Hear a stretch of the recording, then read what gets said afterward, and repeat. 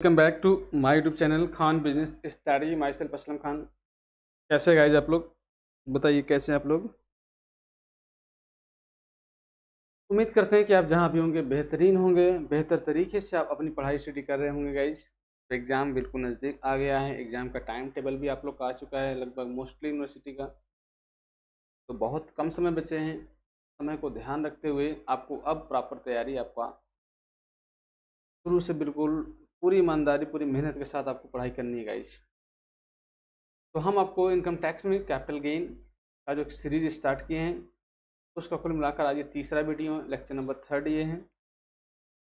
2 lecture में मैंने आपको बेसिक बातें मैंने आपको बताया था इनकम टैक्स के। एक कैपिटल गेन जो हेड का चौथा हेड है, इसके अंतर्गत बेसिक बातें मैंने बताया था कैपिटल गेन होता क्या है। फिर क्या क्या आपको टॉपिक पढ़ना था आप ये देख सकते हैं। आप देख सकते हैं क्या क्या आपका सिलेबस था। चार्जिंग सेक्शन कैपिटल एसेट्स था, काइंड्स ऑफ कैपिटल एसेट्स था, डिफरेंस बिटवीन शॉर्ट टर्म और लॉन्ग टर्म। ये 4 बातें पर हम लोग अब तक 2 वीडियो के माध्यम से 4 बातें पर डिस्कशन कर चुके हैं गाइस। यहाँ तक हम लोग डिस्कशन कर चुके हैं। आज आपको हम 2 बातें फिर बताएंगे। एक तो आपका क्या है, transfer of capital asset as per section 2 subsection 47। दूसरा मैं आपको बताऊंगा computation of capital gain short term और long term as well section 48 के अंतर्गत। लास्ट टॉपिक बचेगा आपका एग्जाम्प्टेड कैपिटल गेन, जो बहुत बड़ा सीरीज इसका है। तो आइए देर न करते हुए क्लास को हम आगे बढ़ाते हैं। जो लोग पहली बार देख रहे हैं गाइज, मैं उनको बता देना चाहूँ, इसको देखने से पहले अगर आप पहला और दूसरा वीडियो, पहला दूसरा लेक्चर देखते हैं तो गाइज आपको ये ज़्यादा समझ में आएगा। तो ये आपको चार्जिंग सेक्शन के बारे में मैंने बताया था 45(1) के अंतर्गत। फिर इसके बाद कैपिटल एसेट्स का मैंने डेफिनेशन बताया था। फिर इसके बाद टाइप्स ऑफ कैपिटल एसेट्स के बारे में मैंने आपको बताया था। उसके बाद दोनों में क्या अंतर होता है, ये सब बातें मैंने आपको बताया। आज आपको हम बताने वाले guys transfer of capital assets as per section 2 subsection 48 के अंतर्गत। ये पूरा कैपिटल गेन आपको पढ़ना है सेक्शन 45 से सेक्शन 5A के अंतर्गत। गाइज ये जो वर्ड आपका है कैपिटल एसेट्स, ये पूरे इनकम टैक्स से बहुत ही महत्वपूर्ण बातें हैं। ऐसा मैं इसलिए कह रहा हूँ क्योंकि जब तक इसकी बातें नहीं आएगी ट्रांसफर ऑफ कैपिटल एसेट्स, तब तक कैपिटल गेन की कोई बात नहीं आएगी। इसलिए कैपिटल गेन को समझने के लिए आपको ट्रांसफर का कैपिटल एसेट्स का ट्रांसफर होना बहुत ज़रूरी है। कैपिटल एसेट का ट्रांसफर मतलब होता है गाइज यहाँ पर सेल करना, प्रॉपर्टी को सेल करना, बेचना। बेचने मतलब होता है एक पर्सन से दूसरे पर्सन के बीच में क्या करना, कोई प्रॉपर्टी, कोई एसेट्स, कोई संपत्ति को हम लोग क्या करेंगे, ट्रांसफर करेंगे। अब इसका मीनिंग देख सकते हैं क्या करा है सेक्शन 247 के अंतर्गत। Capital gain arise on the transfer of the capital assets, मतलब कैपिटल गेन एराइज होगा आपको, होगा कब, when the transfer of the capital asset, जब कैपिटल एसेट्स को हम लोग ट्रांसफर करेंगे। हेंस अतः the meaning of the word transfer, the meaning of the word of transfer मतलब कि आपका जो ये शब्द है ट्रांसफर, इसके मीनिंग को इज इम्पोर्टेंट टू नो, आपको जानना बहुत ही जरूरी है। आपको ये जानना transfer of the capital asset का जानना बहुत ज़रूरी है। ऐसा इसलिए क्योंकि जब तक आप ट्रांसफर नहीं कर पाएंगे तब तक कैपिटल गेन नहीं होगा, और जब तक कैपिटल गेन का इनकम नहीं होगा तब तक हम लोग कैलकुलेशन की बातें नहीं करेंगे गाइस। फिर क्या करा आपसे इसमें, देखिए यहाँ पर करा है कि यहाँ पर गाइस ये देख लीजिए, करा transfer means a sale of assets to another person. मैंने आपसे यही बताया था, ट्रांसफर मतलब होता है आप अपनी प्रॉपर्टी को अपने हिसाब से किसी दूसरे व्यक्ति को बेचा, या फिर अपने प्रॉपर्टी का अधिकार जो है, ट्रांसफर जो है वो किसी दूसरे व्यक्ति के हाथों में सौंप दो। Transfer means the sale of the asset to another person. आप एक पर्सन को, दूसरे पर्सन को अपनी प्रॉपर्टी को ट्रांसफर कर रहे हो, सेल कर रहे हो। Or holding over all the right to another person related of the assets, means इस एसेट से रिलेटेड सारी प्रॉपर्टी का अधिकार जो है किसी दूसरे पर्सन को ट्रांसफर कर दो, मीन्स ओनरशिप भी ट्रांसफर कर दो। तो गाइज यहाँ पहले का मतलब क्या है कि आप अपनी प्रॉपर्टी को दूसरे को ट्रांसफर कर रहे हो, या फिर आप उस प्रॉपर्टी का सारा अधिकार, पावर मीन्स उसका ओनरशिप, ध्यान रखिएगा उसका ओनरशिप की बात कर रहा हूँ।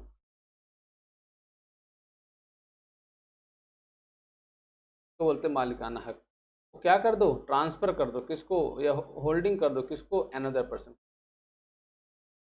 अब the term of transfer of the capital assets में following item are to be include. इसमें क्या करा है, इसमें कुछ कुछ इंक्लूड किया गया है। इंक्लूड क्या किया गया, पहला सेल और एक्सचेंज ऑफ एनी एसेट्स, किसी प्रकार का कोई एसेट्स को सेल करो या फिर एक्सचेंज करो, वह इसके अंतर्गत आएगा। किसी प्रकार की प्रॉपर्टी को सेल करो या ट्रांसफ़र करो वो इसके अंतर्गत आएगा। दूसरा करा है redemption of the zero bond coupon. Zero bond coupon का रिडेम्पशन करो। ये बॉन्ड कूपन है गाइस, ये आपको डिवेंचर के केस में आपको बताया गया था। आपको आगे 5वें सेमेस्टर में आपको कॉर्पोरेट अकाउंटिंग में बहुत बेहतरीन तरीके से आपको ये बताया जाएगा शेयर और डिवेंचर के चैप्टर के अंतर्गत। रिडेम्पशन मतलब होता है पैसे की वापसी, पैसे के शोधन, शोधन इसको हिंदी में बोलते हैं हम लोग। तो जीरो बॉन्ड कूपन का अगर आपने क्या किया, शोधन किया, पैसा पेमेंट किया, पैसा मतलब ट्रांसफ़र किया, तो भी आपका वो इसके अंतर्गत आएगा। तीसरा क्या है, ये पहला हो गया, ये दूसरा हो गया, तीसरा एक्विजिशन ऑफ एनी एसेट्स। किसी प्रकार का कोई भी एसेट्स का एक्विजिशन, एक्विजिशन मतलब होता है गाइस तो संपत्ति को प्राप्त करने की लागत। आपने रियल में ये एसेट्स प्राप्त किया था तो कैसे प्राप्त किया था, तो प्राप्त करने की लागत। तो acquisition of any assets compulsory under any law. आपने क्या किया है, आपकी कोई प्रॉपर्टी को कंपलसरी रूप से किसी गवर्नमेंट के द्वारा या किसी कानून के अंतर्गत आपकी प्रॉपर्टी को एक्वायर कर दे रहा है, ले ले रहा है। ठीक है, किसी प्रकार का कोई आपको यहाँ कंपनसेशन भी कह सकते हैं, कंपनसेशन आपको मिला। गवर्नमेंट ने आपकी कोई प्रॉपर्टी या आपकी ज़मीन या आपकी फैक्ट्री को ले लिया और उसके बदले में आपको उस प्रॉपर्टी का कुछ पैसा आपको दे देता है। मीन्स कंपलसरी वो लेगा ही लेगा, क्या वो रेलवे का ट्रैक हो जाए या फिर आपका जो फैक्ट्री था वह शहर में था जिससे बहुत ज़्यादा एरिया में पॉल्यूशन, तमाम प्रकार का एयर पॉल्यूशन, नॉइस पॉल्यूशन, तमाम प्रकार का और भी प्रॉब्लम होता था, जिससे गवर्नमेंट ने आपकी प्लांट को, आपकी फैक्ट्री को या कारखाने को अनिवार्य रूप से मीन्स कंपलसरी एक्वायर कर लिया। इसके बदले में कोई कंपनसेशन देता है तो भी आपको मिलेगा। हम आपको 7D के अंतर्गत ये सारी बातें बताएंगे आपको। फिर इसके बाद अगला करा है आपका capital assets converted into the stock in trade. अगर आपका कोई कैपिटल एसेट कन्वर्ट हो गया है कहाँ, in stock in trade, stock in trade में, तो भी ये हमारा कैपिटल एसेट्स माना जाता है और इसे हम लोग कैलकुलेट करते हैं गाइस। देन लास्ट में करा है the sale of assets by the receiver under the order of the court. किसी कोर्ट के फरमान के अकॉर्डिंग, कोर्ट के आदेश के अनुसार किसी प्रकार की प्रॉपर्टी को बेचने से अगर कोई इनकम प्राप्त हो रहा है तो भी हमारा transfer of capital assets, transfer of capital assets की कैटेगरी में इसको भी इंक्लूड किया जाएगा। इस ये कुछ बातें मैंने आपको बताया था, मैंने बताया आपको जो in the term of transfer of the capital assets के अंतर्गत इंक्लूड किया जाता है गाइज। लेकिन इसमें गाइस कुछ हमारे ऐसे भी होते हैं जो एक्सेप्शन होते हैं, अपवाद होते हैं, इसको आप शामिल नहीं करेंगे, आप इसको अपवाद की कैटेगरी में रखेंगे, आप इसको शामिल नहीं करेंगे। अगर हमने बात किया कि किसी प्रकार का कोई भी प्रॉपर्टी का ट्रांसफ़र आपने HUF को किया, ट्रांसफ़र आपने क्या किया है, HUF को, पहला ध्यान रखिएगा, अगर आपने कोई प्रॉपर्टी HUF को ट्रांसफ़र किया तो वह कैपिटल एसेट्स का ट्रांसफ़र नहीं माना जाएगा। किसी प्रकार का कोई अगर आपने गाइस गिफ्ट रिसीव किया है तो भी वह आपका कैपिटल एसेट्स के ट्रांसफर में नहीं माना जाएगा। किसी प्रकार का अगर कोई गाइस विल होता है, विल मतलब वसीयत होता है तो भी हमारा ट्रांसफ़र नहीं माना जाएगा। भाई आपको विल का मतलब होता है पुश्तैनी रूप से कोई प्रॉपर्टी पीढ़ी दर पीढ़ी, मीन्स दादा से पापा को, पापा से बेटे को ट्रांसफ़र होता जाए, तो ये हमारा कैपिटल एसेट्स का ट्रांसफ़र नहीं माना जाएगा। इस ध्यान रखेंगे, ये सब कुछ बेसिक में बातें बता रहा हूँ। एक तो HUF को मिलने वाला ट्रांसफ़र, दूसरा गिफ्ट, तीसरा क्या है, अगर किसी प्रकार का कोई विल अगर आपको ट्रांसफ़र होता है तो वो ट्रांसफ़र आपका नहीं माना जाएगा। ठीक है गाइस, अगर किसी प्रकार का कोई भी सब्सिडरी कंपनी हो रहा है गाइस, सब्सिडरी कंपनी, तो सब्सिडरी कंपनी के केस में ये भी आपका कैपिटल एसेट्स का ट्रांसफ़र नहीं माना जाएगा, कैपिटल एसेट्स का ट्रांसफ़र नहीं माना जाएगा, बशर्ते कंडीशन ये है वो कंपनी कैसी हो, इंडिया की कंपनी हो, वो कंपनी क्या हो, भारत की कंपनी हो। तो ये कुछ केस में मैंने आपको बताया है, ये आपके इस पर ट्रांसफ़र ऑफ कैपिटल एसेट्स की कैटेगरी में शामिल नहीं किया जाएगा। इस क्या आपको word of transfer of capital assets का मतलब समझ में आ गया? किसी प्रकार कोई प्रॉपर्टी को बेचो या होल्ड करो या फिर उस प्रॉपर्टी का सारा अधिकार, सारा पावर, यहाँ तक कि ओनरशिप तक भी ट्रांसफ़र कर दोगे तो वह जो आपका होगा वह ट्रांसफ़र ऑफ कैपिटल एसेट्स के अंतर्गत माना जाएगा, सेक्शन 14 के अकॉर्डिंग, 47 के अकॉर्डिंग। गाइस आपको ये सारी बातें समझ में आ रही है? आइए आगे बढ़ते हैं। अच्छा लग रहा होगा आपको, उम्मीद करते हैं। चलिए, इसके बाद हम लोग यहाँ बात कर रहे हैं गाइस क्या कि computation of the capital gain. आपको यहाँ पर computation of the capital gain को यहाँ पर कैलकुलेट करना है, गणना करना है। तो इसमें आपको पढ़ना है कि आपको मालूम है कैपिटल एसेट्स में दो प्रकार के होते हैं, एक शॉर्ट, दूसरा लॉन्ग इसके पहले भी मैंने आपको बता दिया गाइज। पहला correct computation of short term capital gain. आपको शॉर्ट टर्म कैपिटल गेन आपको पढ़ना है पहले कि शॉर्ट टर्म कैपिटल गेन को कैसे कम कैलकुलेट करोगे, गणना कैसे करेंगे। तो ध्यान रखिए गाइज, यहाँ पे सबसे पहले क्या करा है, सेल्स कंसिडरेशन। गाइज ये जो वर्ड आपका है सेल्स कंसिडरेशन, सेल्स कंसिडरेशन मतलब आपने उस प्रॉपर्टी को कितने में ट्रांसफ़र किया है, आपने उस प्रॉपर्टी को कितने में ट्रांसफ़र किया, उस ट्रांसफ़र की जो भी वैल्यू होगी, ट्रांसफ़र मतलब बेचना, आपने अपनी प्रॉपर्टी को कितने में बेचा है, उस बेचने के अमाउंट को सबसे पहले आप यहाँ लिखिए। ये हमारा कहलाएगा this is the sales consideration, ये हमारा कहलाता है सेल्स कंसिडरेशन। अब आपने उस प्रॉपर्टी को कितने में पाया था, मीन्स कॉस्ट ऑफ एक्विजिशन। आपको यहाँ पे दूसरा क्या निकलना है, कॉस्ट ऑफ एक्विजिशन। संपत्ति को प्राप्त करने की लागत, हिंदी में इसको क्या बोलेंगे, संपत्ति को प्राप्त करने की लागत, इसको यहाँ पे दिखाइएगा। इसके बाद तीसरा क्या है, सॉरी दूसरा कॉस्ट ऑफ इम्प्रूवमेंट। अगर आपने उस प्रॉपर्टी में किसी प्रकार का कोई इम्प्रूवमेंट किया है, आपने इम्प्रूवमेंट मतलब तो आपने कोई किसी प्रकार प्रॉपर्टी में कोई सुधार किया है, तो सुधार की जो भी लागत होगी यहाँ दिखाइए।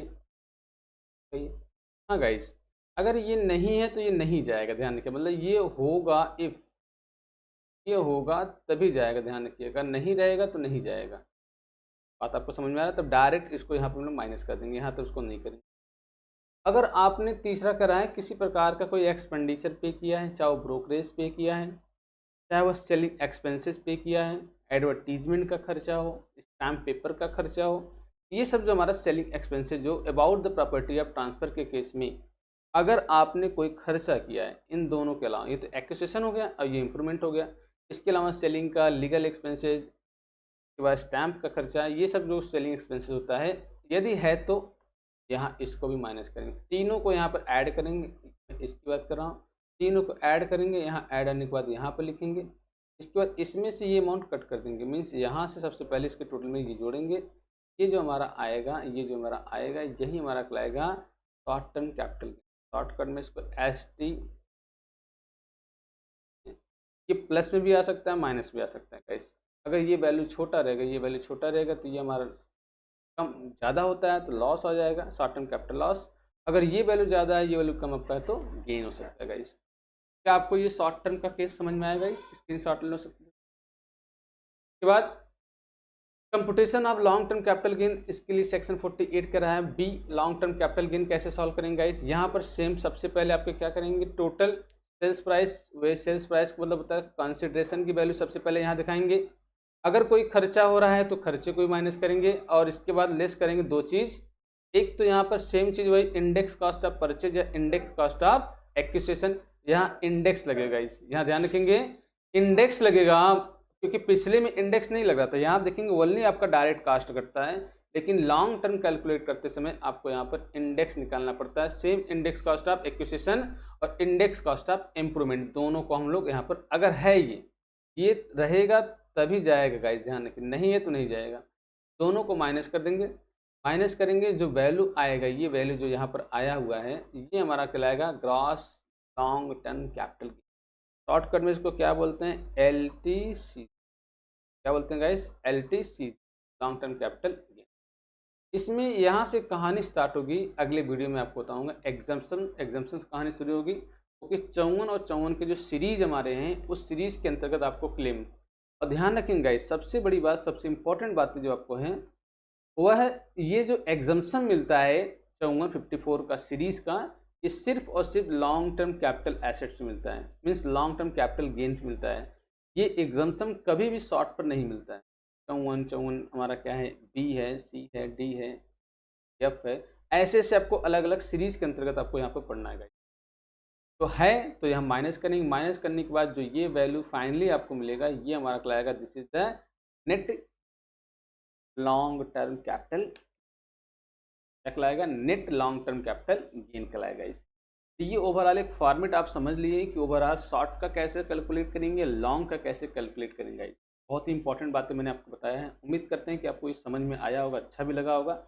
गाइज इसको अच्छी तरह से आप तैयार कर लीजिए, इसको नोट कर लीजिए, इसका स्क्रीनशॉट निकाल लीजिए, स्क्रीनशॉट निकालना है तो वो भी निकाल लीजिए गाइज, क्योंकि अब यहाँ से अब इसका न्यूमेरिकल पोर्शन स्टार्ट होगा। अगली वीडियो से आपको पहले हम बेसिक बातें बताएंगे, कैसे हम लोग long term short term capital gain को सॉल्व करते हैं, फिर आपको हम एग्जाम्पशन का केस बताएंगे इस।